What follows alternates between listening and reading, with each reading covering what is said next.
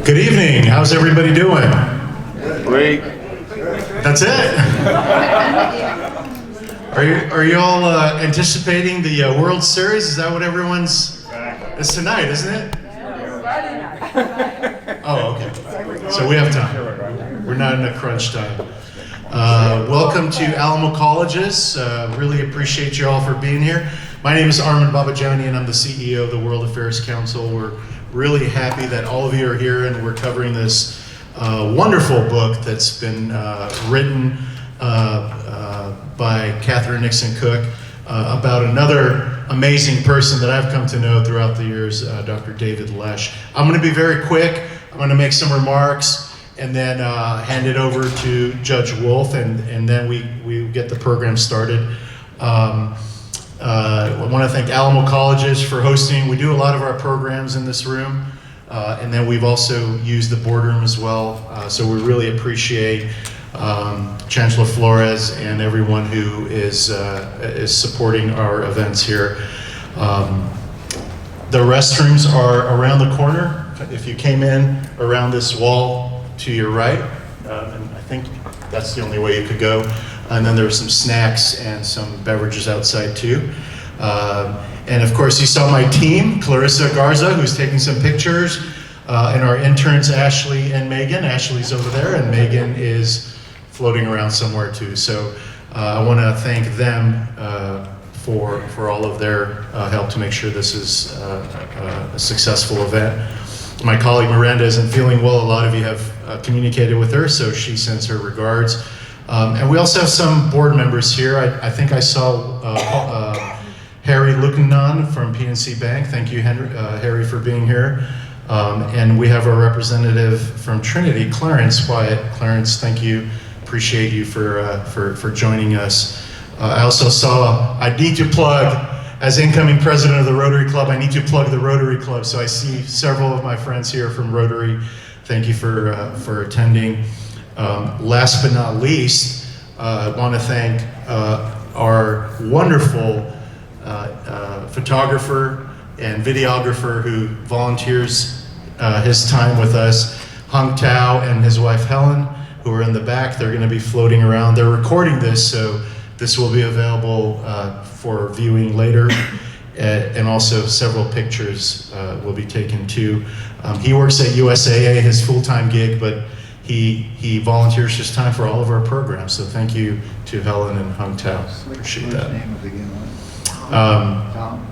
I won't say too much about Catherine and David Lesch, but Catherine is a former board member of the World Affairs Council, former chair, had my position at some point as executive director, and has just been a wonderful person to work with, and I adore her and all the several other books that she has written, including this one. So thank you for this opportunity. And I've come to know Dr. David Lesch just a few years ago, and he has become such a good friend, a mentor, just an overall wonderful person. So when this was brought to the World Affairs Council about covering this book, and there was no hesitation just because of the people involved, and to be able to share Dr. Lesch's story, I think you will, if you haven't read the book, you will find it really rewarding and inspirational. Having said all that, and also thank to Judy. I know he's busy running around the country and promoting the book, and you're supporting him, and we appreciate you for allowing us to borrow him for another evening of this event. So thank you, Judy. Appreciate that. I want to bring forward one of our longtime supporters, who has been our International Citizen of the Year many years ago. Who's been really a positive and inspiring leader in our community.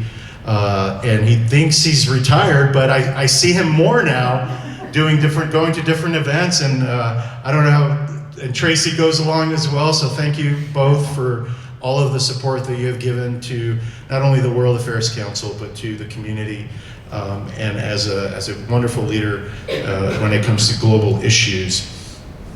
And he has also written several books, so I know he's written about baseball and and leadership books. So if you haven't read any of his books, who knows, we may have to do another program, Judge, and promote some of yours on economic development and leadership and also on baseball. So we really appreciate you all for being here.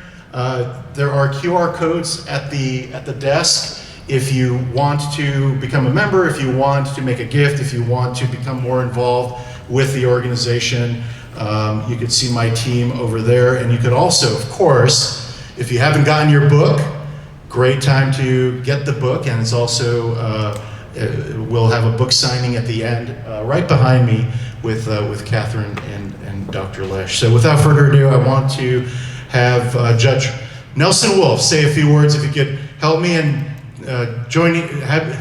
if you could help me in welcoming him and giving him a round of applause for his support. Thank you, Judge Wolff. Well, thank you, Norman, and thank all of you for being members of the World Affairs Council. I remember when we first started this with Doug Harlan, we had to go pick up a young person from Mexico who at the time was head of the financial department for Mexico, Salinas de Gortari, and he spoke to the group in the first speech. And then, of course, he went on to become president of Mexico and became a really great friend. So y'all have done a great job over the year, and I'm very, very appreciative of it. Now, David's an interesting guy. A story that sometimes starts a little early in life can have an impact on you as you move along. When he was in high school, he was a good baseball player then, and he played against a person by the name of Cal Ripken Jr., who went on to become the Iron Man of baseball. He exceeded the 2,130 consecutive games played by Lou Gehrig, and went on to become a member of the Hall of Fame. Now, why that was important, because his father, Warren, was a friend of David's father from their days of playing in high school. And David was ranked, picked number 1 by the Los Angeles Dodgers as a pitcher to become part of their team. And Warren, Cal's father, recommended that he get a guarantee in the contract. And sure enough, they signed a contract with the Dodgers with this guarantee. And unfortunately for David, in about his second year, I believe, as a pitcher, he threw out his arm and was never able to continue his baseball career again. But coming back to that guarantee that was in the contract made all the difference in David's life. And that guarantee was that the Los Angeles Dodgers would pay for his education, whether he continued to play or not. And because of that, David was able to go on and eventually go to Harvard University, where he earned his master's degree and a PhD in Middle East history and the politics of the Middle East. And so that early start in baseball brought him there. Now, he was very fortunate because baseball players are all extremely smart. They have to be intelligent and have skills. And so when David was pitching, many pitchers have as many as 6 different pitches they can throw. And they have to decide whether they're going to throw against whatever hitter that's up there. And so they had to make these intellectual decisions along with the skills that he had.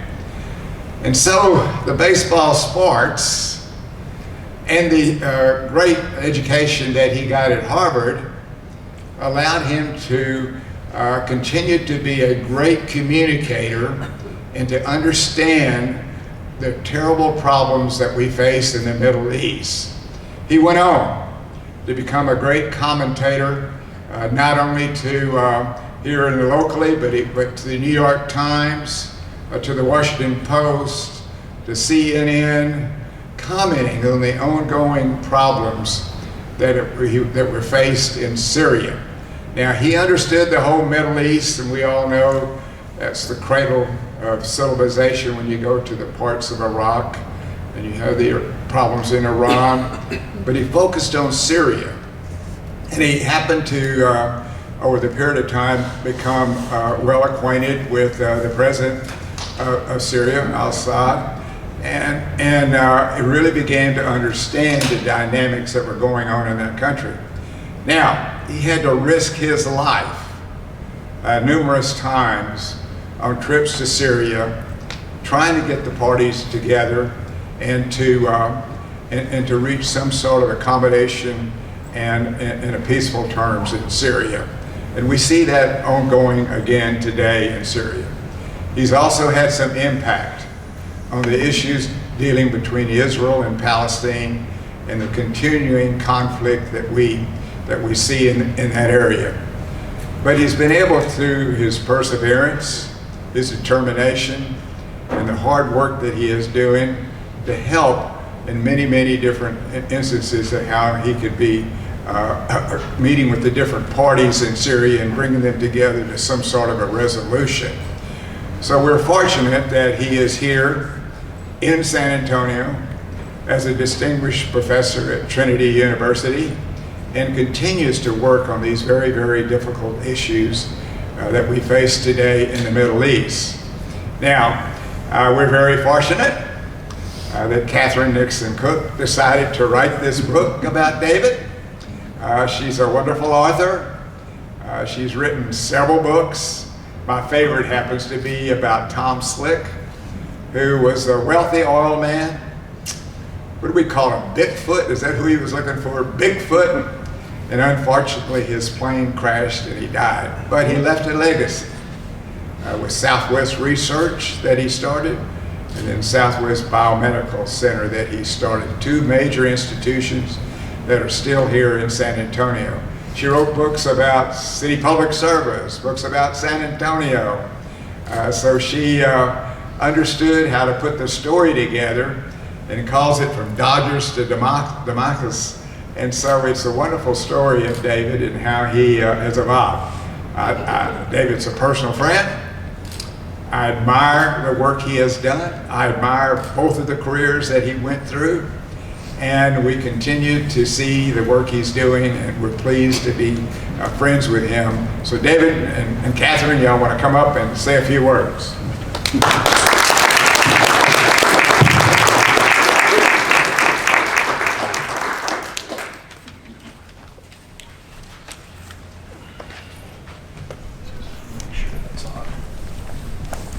Well, that was a wonderful introduction.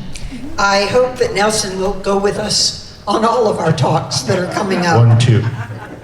Is the sound good for everybody? Yes.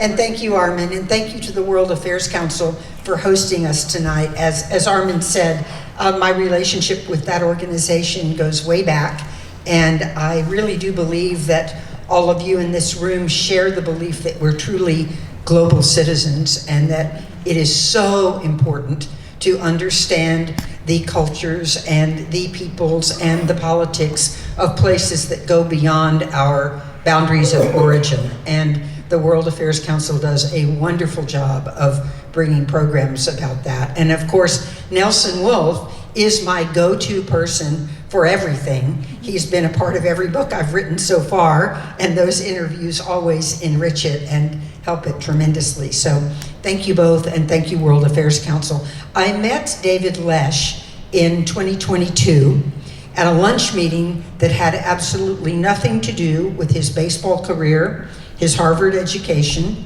his professorship at Trinity, his work in the Middle East. It was a completely different topic. And as I took a bite of my souffle, he mentioned that he had been poisoned, not once, but twice. He had my attention. By the end of the lunch, I knew that I wanted to write a biography about this remarkable man. Luckily, he said yes, and even more luckily, Trinity University Press was very happy to publish our book. His story is really multifaceted, as Nelson really described it perfectly.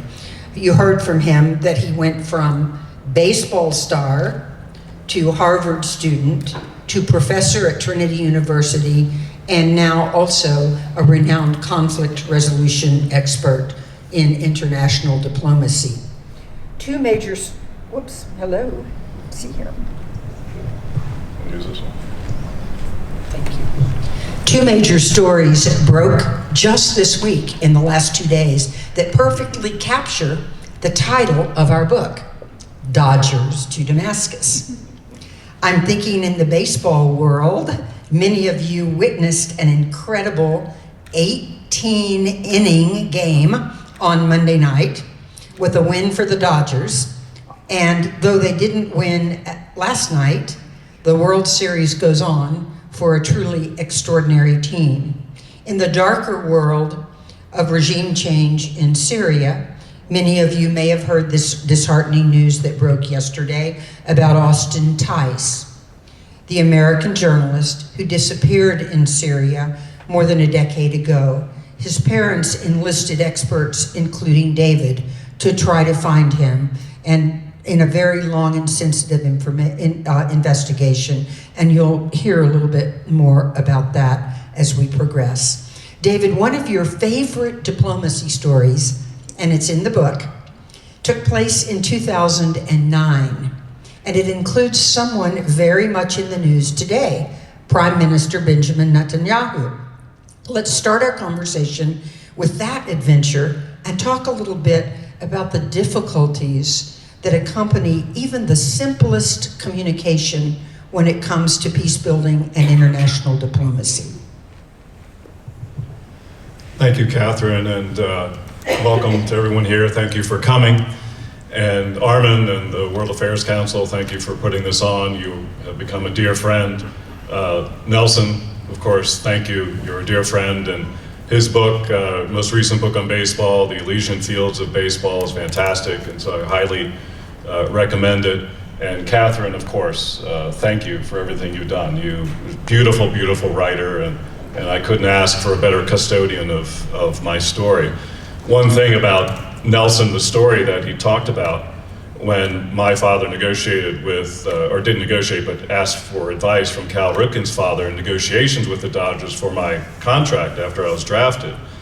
And as Nelson said, the Dodgers agreed to pay for my education, the rest of my education.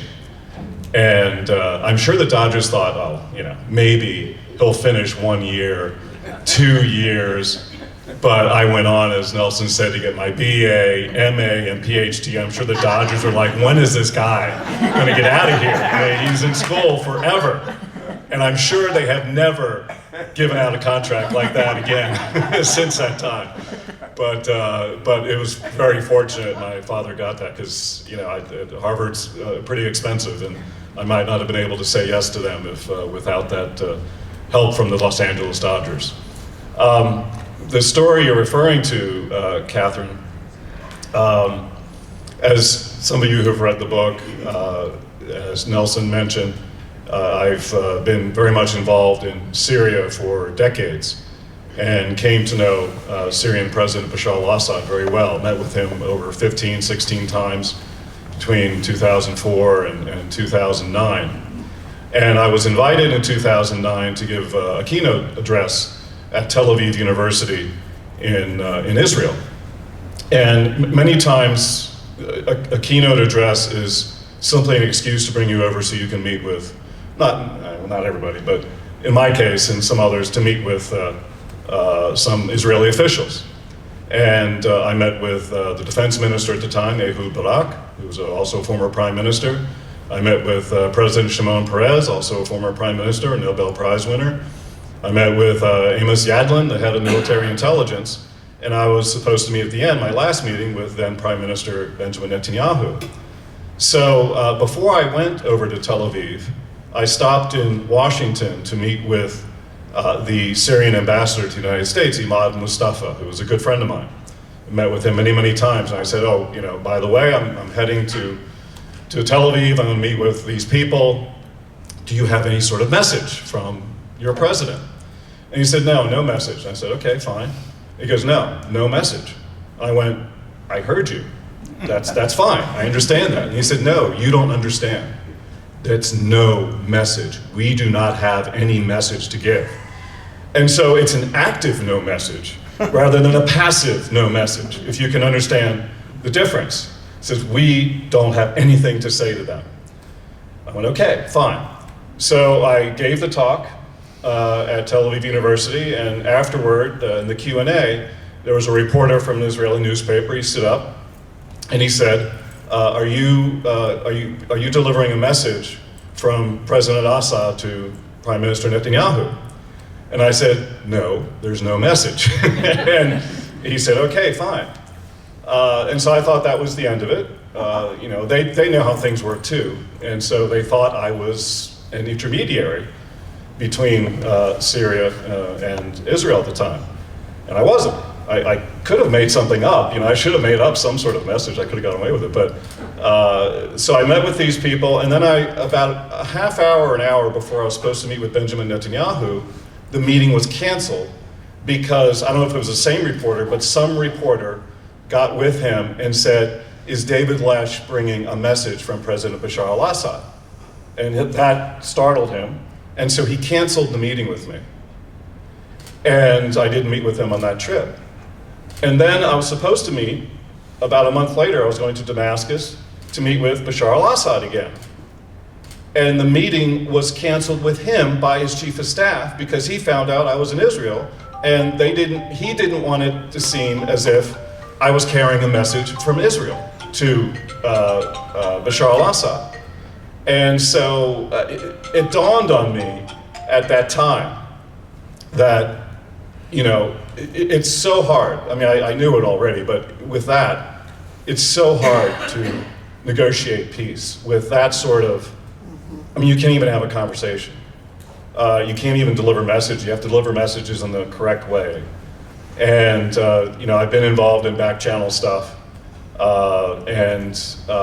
It's just, you know, I think in the book you write about it in one of our conversations. I said if the word posturing could be eliminated from the English language as both a word and an act, I think there could be a lot more accomplished in terms of peace negotiations and conflict resolution, because that's all this was about. It was just about posturing. It was just about not seeming to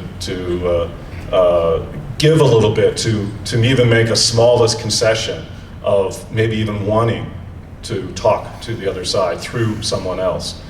So, you know, it was an interesting story, interesting lesson.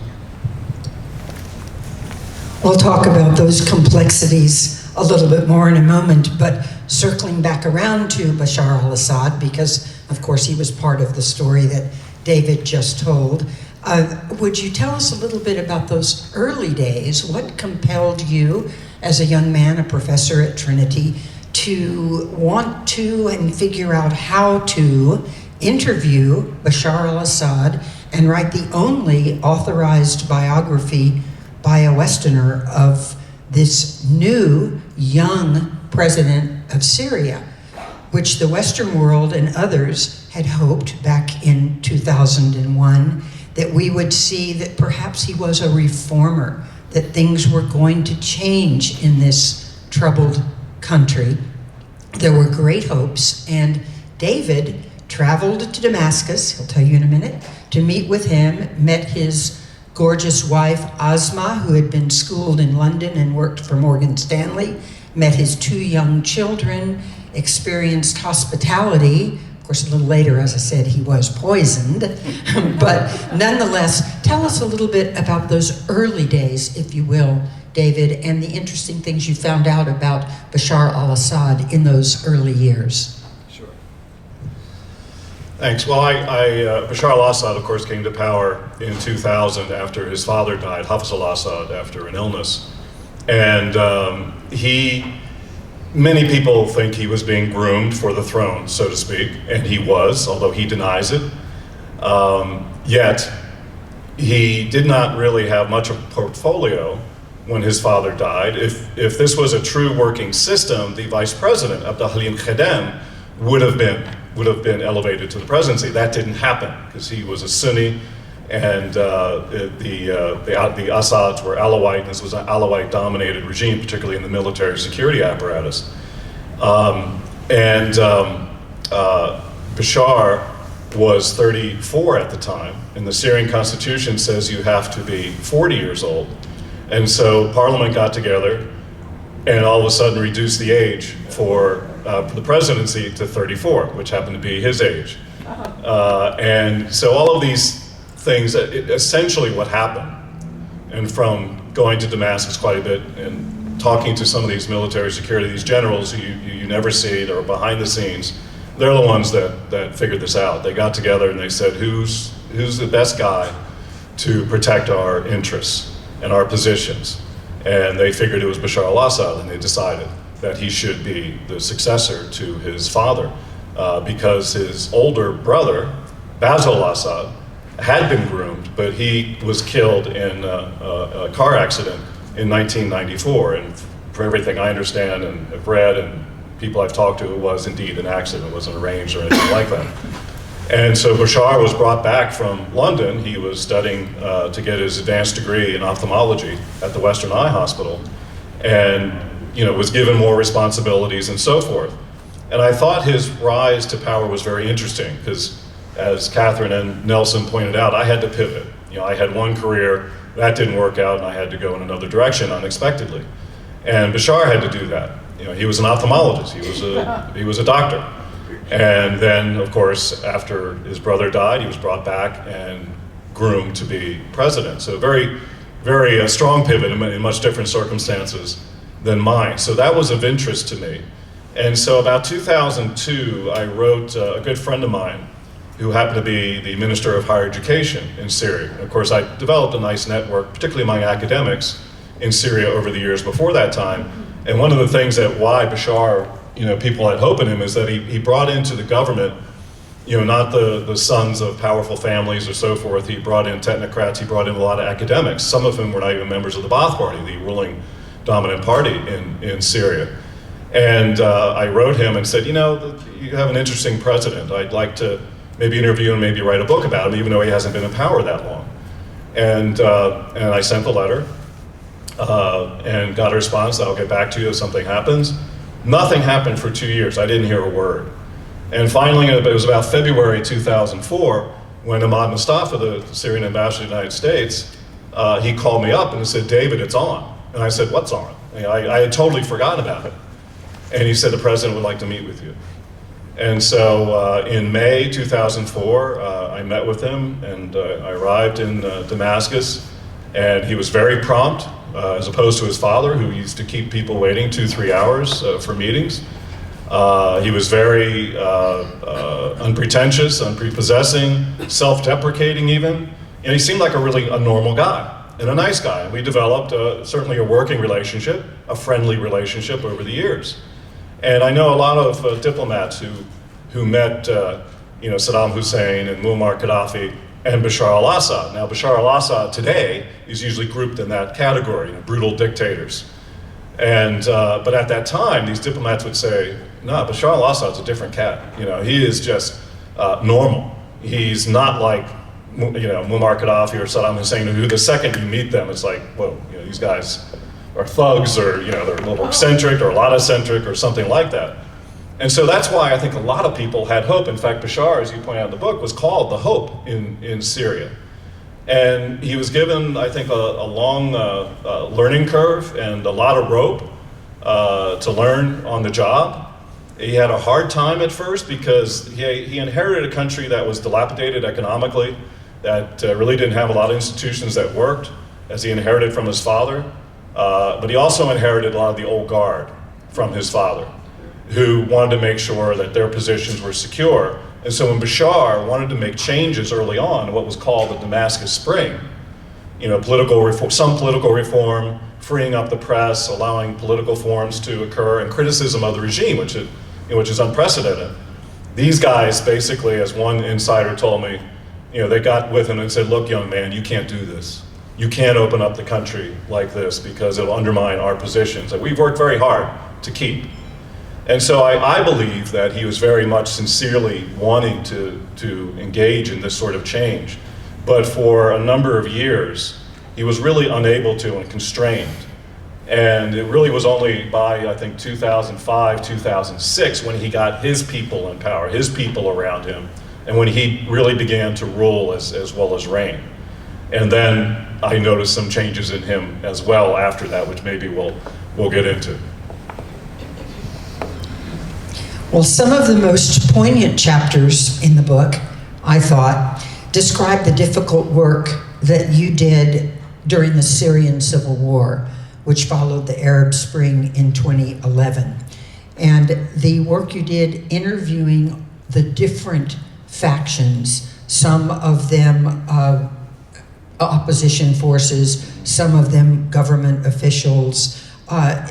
David began to use something he'll talk about in a minute, and is the extreme power of listening, really listening to every side. And I love something you said about not listening with what you're going to say next in mind, which I think a lot of us do. We're sort of preparing our answer as we ask a question, but to truly, truly listen to what is going to be said. And David spent a good deal of time during those years, 2012, 2013, 2014, interviewing all of these different factions.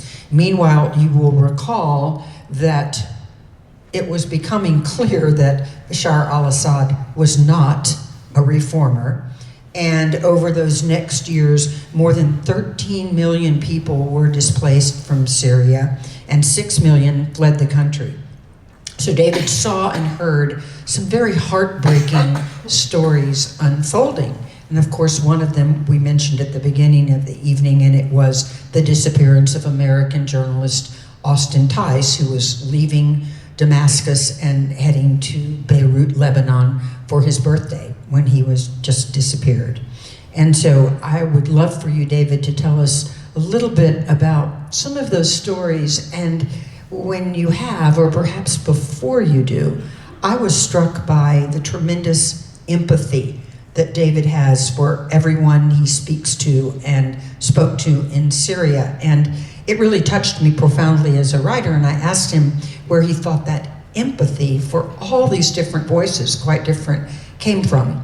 And would you share that very personal story, and then talk a little bit about these people that you did interview when you were in Syria? I'm sorry, what did you say? I was thinking about what I was going to say next.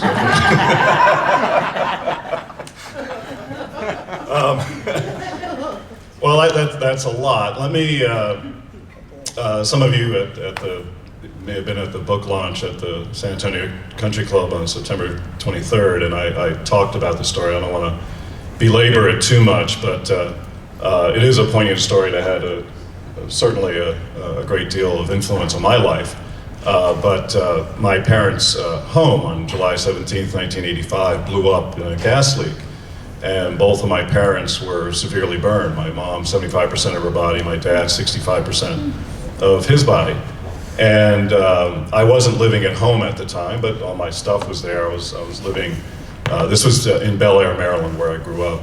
I was living in Columbia, Maryland, which is Bel Air's north of Baltimore, Columbia is just west of Baltimore.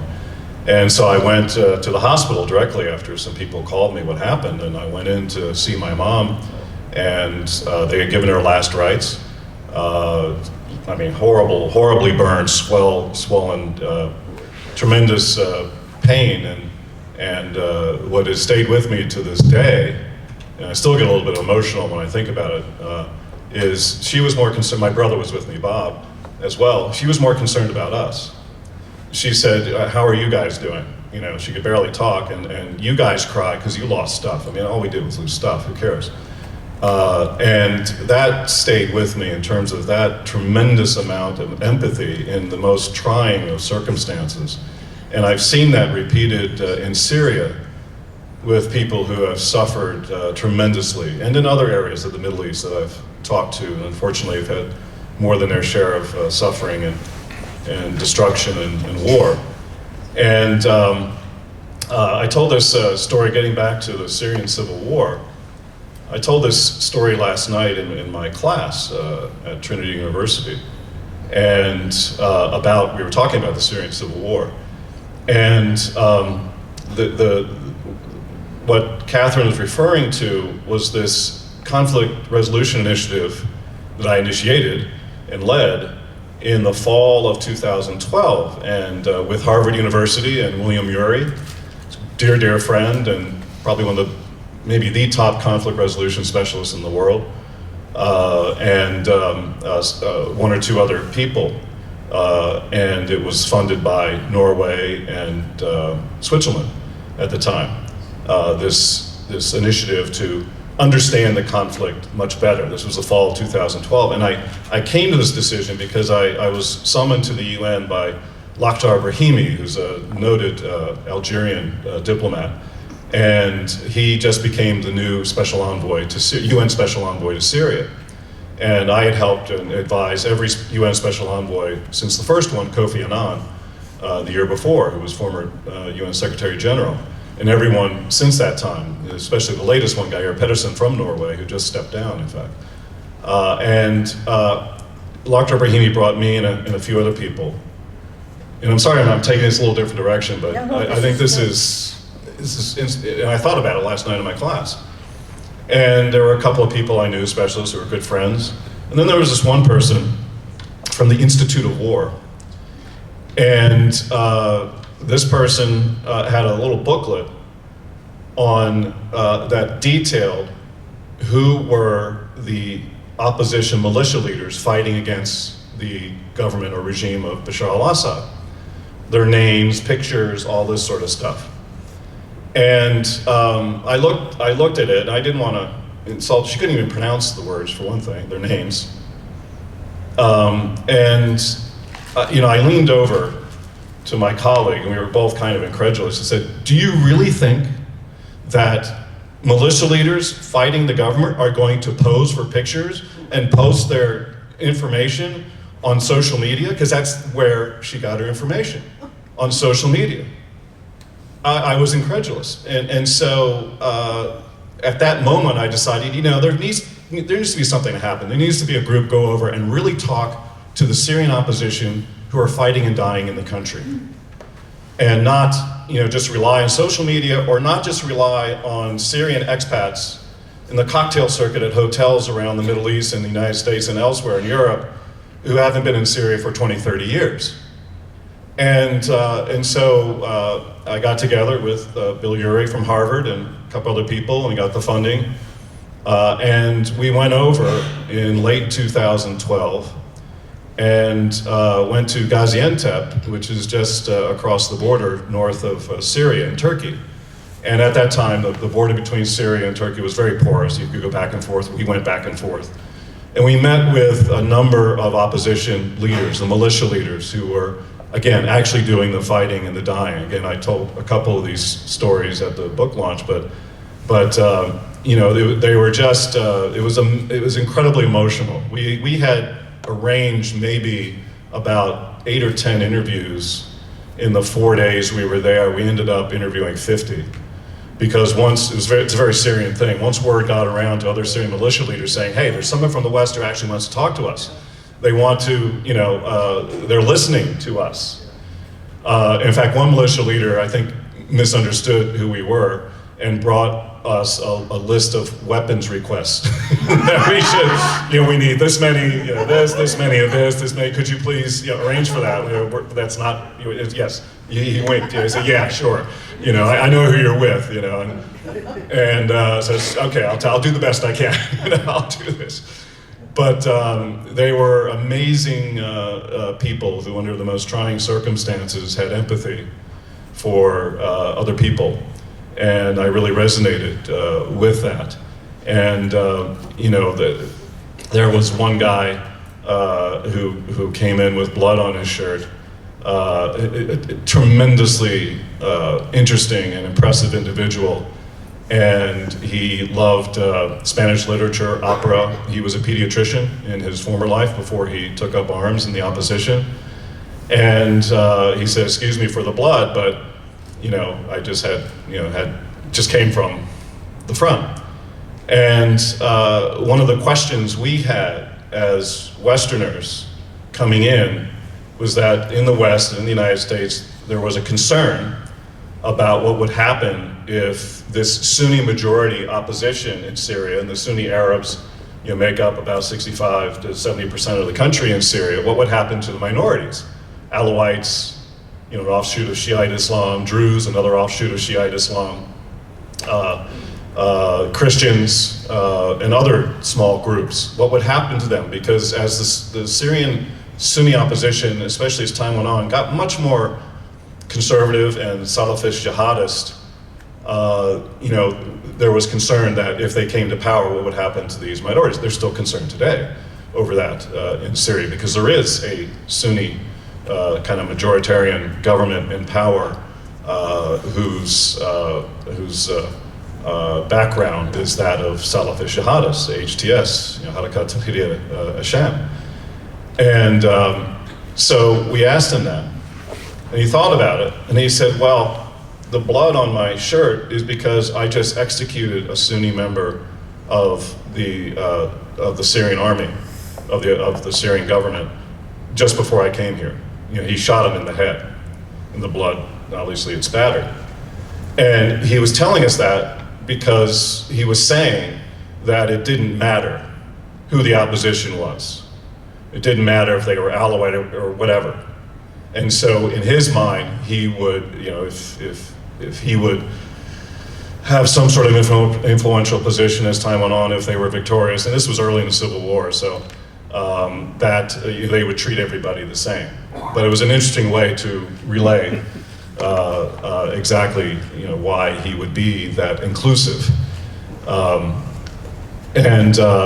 But it's and then one other individual, before I hand this mic back to you.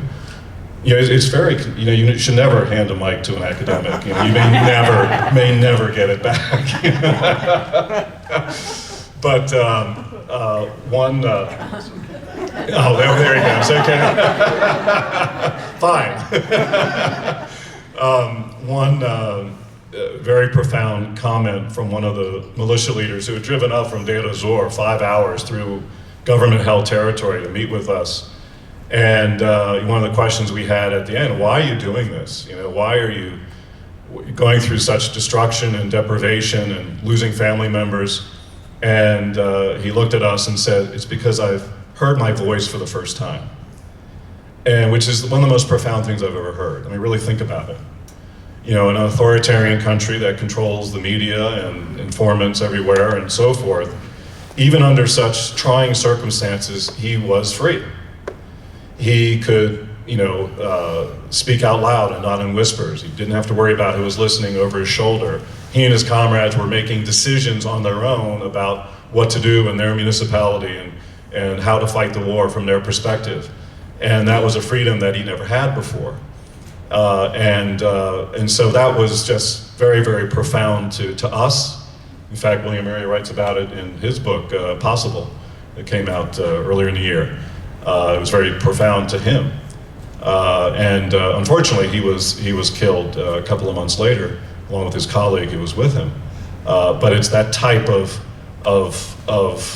emotion and empathy and listening that got us to this point and got us to meet with all of these people. And we met with government people too. We went to Damascus during the war. In fact, most of Damascus was surrounded. There was one road to go in, and we went in, and Judy remembers, my wife remembers that very much. There were burnt out half tracks and tanks around, and artillery was going, and we decided to go in, because we knew it was the right thing to do. And we met with some government people who I'd known for years. And we met with most of the leaders from all the countries that were fighting and had interest in the war. Would it become a proxy civil war?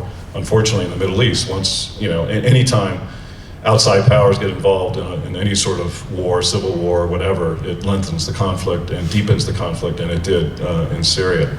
So we put together this report, and it went to the UN, it went to a number of different countries, and to help people understand the totality of the conflict from all sorts of different perspectives. Well, I'm listening to those diverse voices. Oh, it's still yeah, not working? still not working, Okay. right, sorry. And listening to those diverse voices is something you do so well. I'm glad you mentioned some of the people I was very privileged to interview for the book were your partners and colleagues, and their stories that are in the book are quite remarkable as well. The former director of the Carter Center's Conflict Negotiation Program, William Murray, Jerry McHugh, who founded Conflict International, and those stories enriched the book. Not that David wasn't enough, but to hear these colleagues that worked with him bring you even more insights into what he was talking about. And there's no doubt that there are dramatic challenges for sure in international diplomacy and peace building. And some people face those and with, of course, disappointment when things don't work out quite the way we hoped. And one of the other things I was struck by, and I'd like you to talk about it a little bit, is that resilience that is required when things don't go your way and you see what could be perceived as a failure. And I know we see it going on right now in the Middle East, so it's not anything new. It goes on in other parts of our lives as well. So would you talk a little bit about resilience, because I think it takes us back for a moment to baseball. Yeah, Nelson, what do you have to hit? What's your batting average to make it into the Hall of Fame? What's a good batting Less average? than 300. 300, that's right, 300. That means 3 out of 10 times, right? 30% of the time you get a hit if you're a batter in baseball, and you get into the Hall of Fame if you do it over a number of years. And so that's 70% of the time that you fail.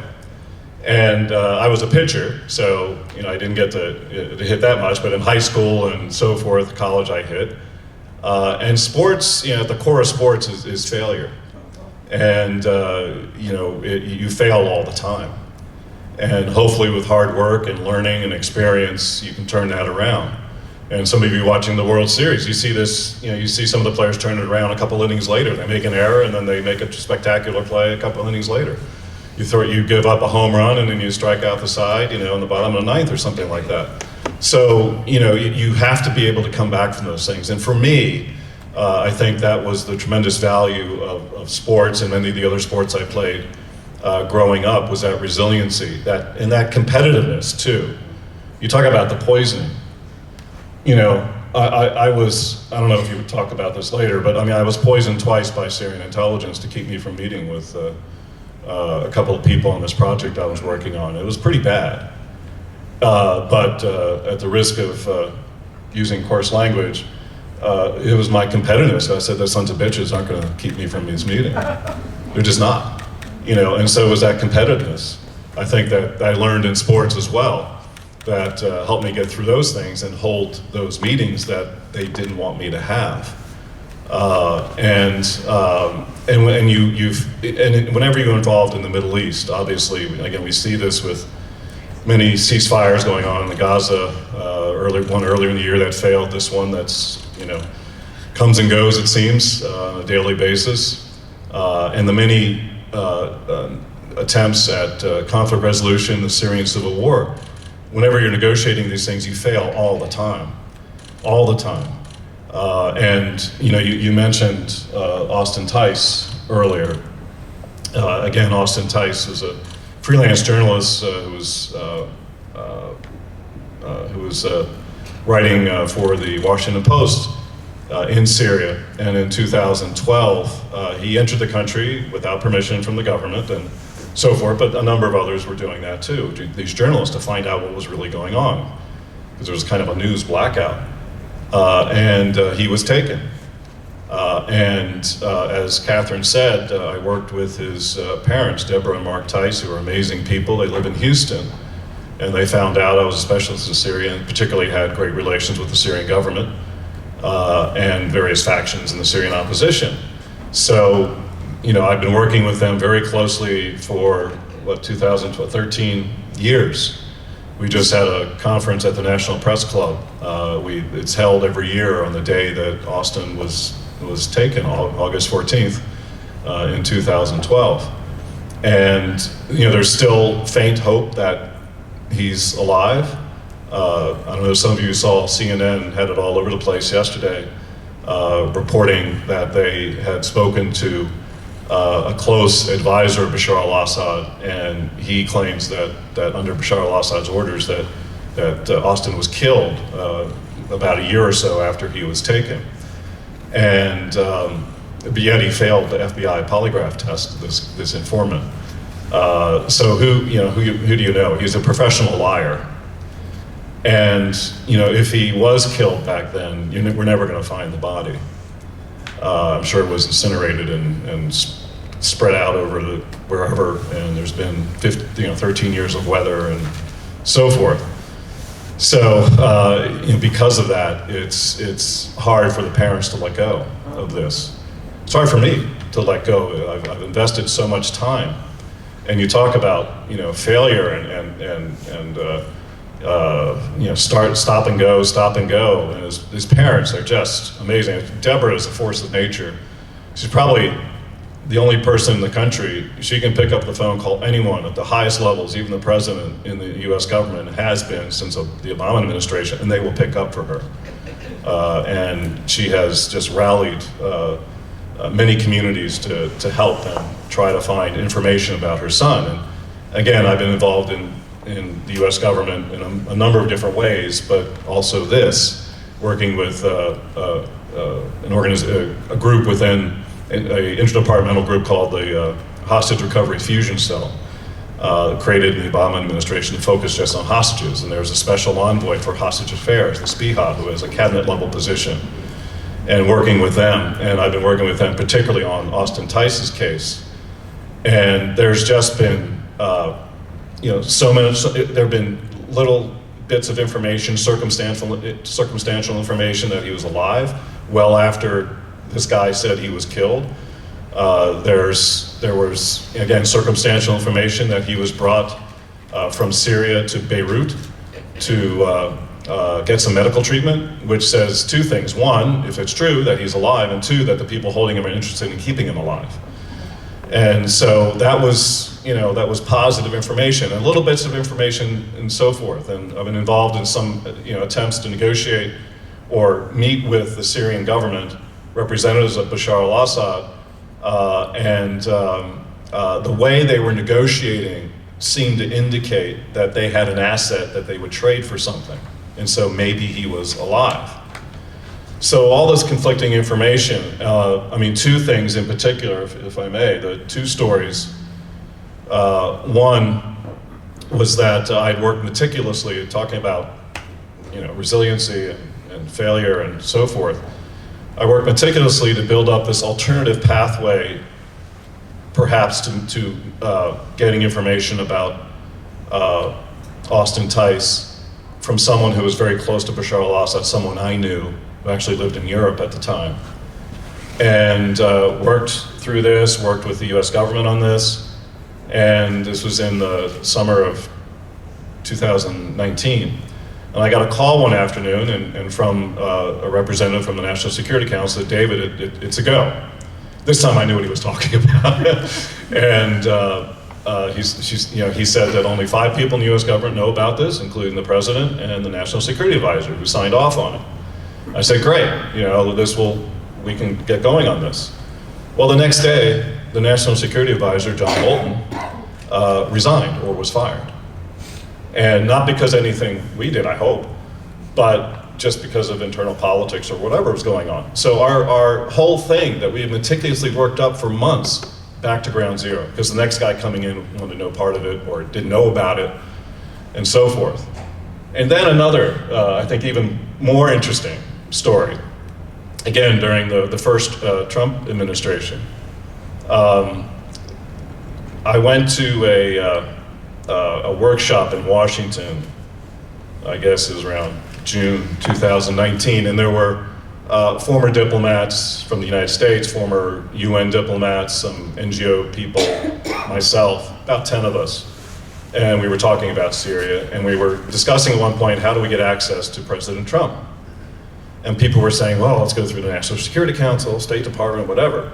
Well, one of the guys who had just gotten out of government, a top-level State Department person, who had worked for a couple of years in the Trump administration, said, no, This is how you can get what we're all talking about, or something related to it, to the attention of President Trump. And he said, you get on the Tucker Carlson show. And as we know, this president has very non-traditional ways of gaining information and access, and trusts a lot of people that are outside the framework of the government. Talking about Bill Urey, you know, during the same time, he was negotiating, trying to get a hostage back from North Korea, and was involved in trying to get the meeting set up between Kim Jong-un and Donald Trump. And in order to get, you know, instead of working through traditional channels, he went to Dennis Rodman, the former basketball player of Chicago Bulls, who had this special, weird relationship with the North Korean leader. And he also talked to President Trump's daughter, and because she had influence. And so these very non-traditional ways. And so I went to Deborah Tice, and I said, can you get on the Tucker Carlson show? Because again, she had a lot of influence in the national press, had spoken many times in the National Press Club. And so she got, connection with them. Tucker Carlson called me, and his producer called me to get more background and information on this, because President Trump watched at that time Tucker Carlson every night. It was when he was back on Fox News, and so we got Deborah on Tucker Carlson. You can Google it or whatever and see the episode, and basically she went on. Tucker Carlson, I think, asked some sort of question. So what do you think about the attempts of the U.S. government? And Deborah has been very disappointed in the U.S. government from every different administration on some of their efforts for sometimes very good reasons. And she got on, and in answer to that question, she said, the State Department, they're insubordinate. They're insubordinate. They're not listening to their president, who has said in a letter to Deborah that I want to get Austin Tice back. President Trump was listening, and he was furious. He got on the phone with Pompeo, the Secretary of State, bawled him out, from what I learned and understand, and that got the ball rolling. And to the point where President Trump wrote a letter and sent it to President Bashar al-Assad for the first time. It was a letter I helped, to add some language to it, and they sent it to Damascus. Now, they didn't follow my advice. In retrospect, perhaps they should have. I told them, don't send the letter through diplomatic channels, because it'll go to the Syrian Foreign Ministry, and that's like a black hole. And once it gets to the Foreign Ministry, we didn't have representation there. It was through the Czech embassy at the time. The Czech embassy would deliver the letter to the Syrian Foreign Ministry, and then all sorts of people can look at it, delay it, shape the information, particularly the Syrian mukhabarat, Syrian intelligence, Syrian security services, before it even gets to Bashar al-Assad. I said, bring it to somebody I know who's actually going to Damascus and a relative meeting with Bashar al-Assad. They decided not to do that, because that would have made sure he would have gotten the message. But President Trump actually had a press conference and talked about it, and so that worked in terms of getting the president's attention on this. Now, again, they didn't, I think, send it the right way, and the Syrian government didn't react in a way that would have been to their advantage. They didn't even respond for 2 weeks. Typically Syrian with that government. They think they have all the time in the world, and they try to punch above their weight all the time, and they can't. They don't have the leverage, and they don't really understand that the United States, Syria is really not that important. And they think that they're so important that the U.S. must listen to us and so forth. I've experienced this firsthand so many times, very, very frustrating. So they didn't respond for 2 weeks. And by that time, President Trump was on to so many different things. So this was something that actually worked. This very unorthodox, out-of-the-box thinking, it worked, and yet it didn't. And so we went back to square one again and trying to find information. I'm aware that we've gone over our time a little bit, but don't you agree, David, is so interesting. I'm going to just conclude with one last thought, and we'll get a quick answer. But you've seen that throughout the book, Good luck. There- Quick answer.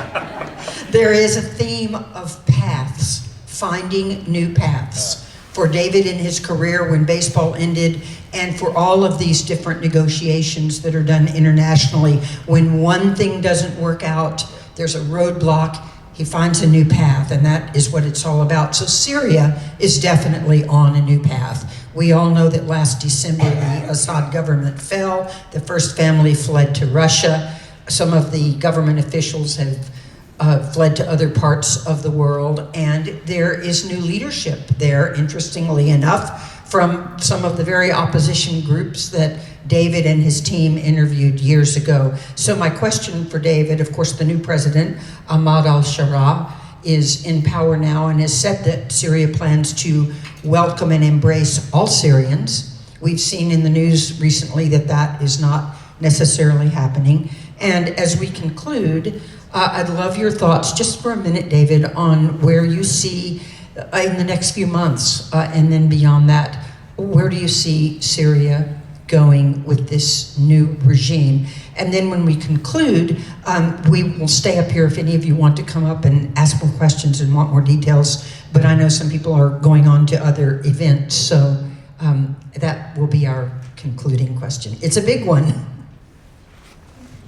I'll try to keep this one under 30 minutes. Yeah, Ahmed al-Sharaa is the new president. He was the former head of Harakat Tahrir al-Sham, which is the movement for the liberation of the Levant or Syria. He is a former head of Jabhat al-Nusra, which was the al-Qaeda affiliate in Syria. He's a former member of ISIS years ago. And so he has quite a past. He disavowed ISIS and disavowed al-Qaeda during the course of his leadership of the opposition to the Syrian government of Bashar al-Assad, especially when from Idlib, which is a province in northwest of Syria, and he and his group basically controlled a lot of that with a lot of help from the Turks at the time. And so the basic question with this guy, and I was just at the UN last week and they're asking me the same question. I was talking to a bunch of Israelis in a virtual conference talking about the same question. Who is this guy? Is he really, interested in inclusion and equality in Syria, protecting the minorities? Or is he a wolf in sheep's clothing? And there are many different responses to that. Can a person change? And you can. I mean, there's in Israel two very famous prime ministers, Menachem Begin and Yitzhak Shamir, were officially tabbed as terrorists by Interpol. In the early days of the Yeshuv, the settlement in Palestine, as they fought for statehood in that area. Yasser Arafat, the international terrorist leader of the PLO, became a president of the Palestinian Authority after the Oslo Accord. So, these things can happen. The transition is difficult, going from revolutionary to a settled ruler. And it's difficult for this guy. And so that's the question. The Israelis, I know, they tend to take err on the side of caution. And they think his reformist, moderate, pragmatic turn is more tactical than real. Just to get the international support and so forth, which he needs in great amount in order to lift the withering international sanctions have been on Syria ever since the beginning of the civil war, and so they don't trust him, which is why Israel is staying in some territory and across the border on Syria, and plus Israel is really still very much in that October 7th, 2023 bunker mentality when Hamas invaded, which was just absolutely traumatic for Israelis. And so, in my mind, they're as powerful as they have ever been in the Middle East and can do almost anything they want with impunity and have. And so they are building buffers around them to protect from Hezbollah in Lebanon, from whatever may happen in Syria, from remnants of Hamas and Gaza and so forth. So that mentality is very important to understanding in what's going on in Syria and how this new government will react to all these things. Yet I have some very great contacts and friends with this top NGO in London called Intermediate, and the founder of it, a good friend of mine, Jonathan Powell, is the current National Security Advisor to the British Prime Minister. And I've been working with them on a number of things. They actually know the Syrian President al-Shabaab very well. They had contacted him 10 years ago in Idlib as an NGO, trying to diversify their contacts. And I was kidding with him. I was in London in March and just saying, well, you guys picked the right horse, didn't you? You picked the one, because all these NGOs were meeting with these different militia leaders and opposition leaders, just in case, just in case one of them comes to power, and he did. And I respect these guys in Intermediate quite a bit. They're really sharp. And they say that he is pragmatic. He's maybe an opportunist, but very pragmatic. And so you can believe him when he says he wants a more inclusive Syria, despite some of the violence that has happened against Alawites back in March, against Druze back in July, against some Christian groups. So that's the main question right now. And can he do all of this? I mean, a lot of people are saying he has more external legitimacy than internal legitimacy in the country, because there's still a lot of doubts. And with all of this, he's dealing with an economy, again, that's been ravaged by 14 years of civil war, withering international sanctions. As I said, 90% of the population is living under the poverty line. You have groups, Syria was a sectarian and fragmented country that could really only be kept together in many ways by an authoritarian regime like the Assads. And so it's on the verge of kind of breaking apart, and it did break apart as people retreat into their sectarian fortresses when the state retreats, when the state is weak. And that's what happened in Syria. And you have groups of people, these, like HTS, like Alawites toward HTS, or HTS toward Alawites and toward Christians, or Druze toward this, that for 10 years they've been indoctrinated that these guys are heathen filth that should not walk the earth. And I remember talking to one Syrian opposition militia leader in that series of meetings I mentioned earlier. And he said, I hate encountering an Alawite brigade with the Syrian government.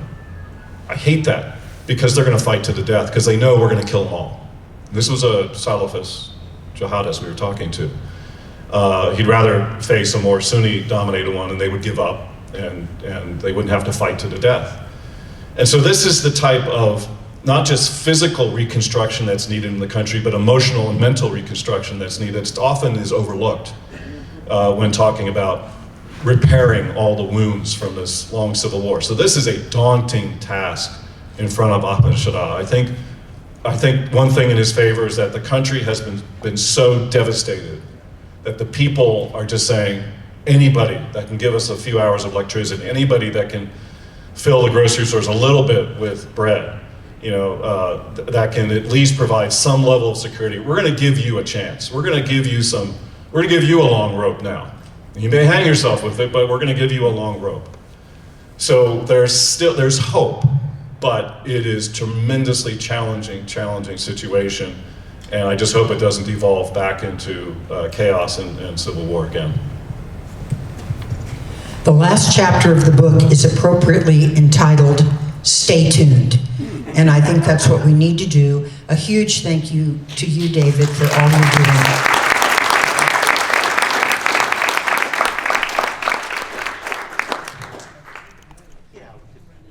Out of respect for everyone's time, they're going to stay here. If you all have any questions, you're welcome to do that. Get your book signed, purchase a book. I know you all think I have a lot of muscle to carry the books back to my car, but we've got a lot of heavy books there, so the more you take, the less I need to carry back to my car. Thank you all so much. Hasn't this been amazing? We could go on for another couple hours, I think. Thank you, Judge Wolff, for your remarks. We really appreciate your participation and your anecdotes. We really appreciate your support. Thank you, Tracy, for being here. Judy, thank you. And get your books. They're here to stay. Get some photo ops.